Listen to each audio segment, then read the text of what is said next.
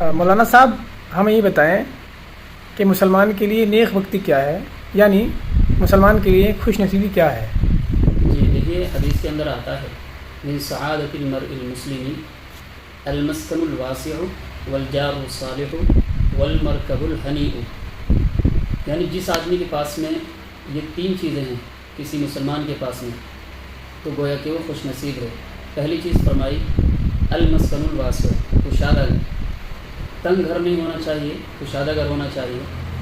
آج ہم گھر بنا لیتے ہیں اور اس کے اندر بہت زیادہ ٹیپ ٹاپ کرتے ہیں، بہت زیادہ پیسہ لگاتے ہیں، تو اس سے تنگی محسوس ہوتی ہے، لیکن جب کشادہ گھر ہوتا ہے تو اس سے دل بھی خوش رہتا ہے۔ دوسری چیز فرمائی والجار الصالح، پڑوسی نیک اگر جس کو مل جائے تو اس کی زندگی اچھی ہو جاتی ہے۔ تیسری چیز فرمائی والمرکب الحنیء، اچھی سواری ہونی چاہیے جو آپ کو سکون دے۔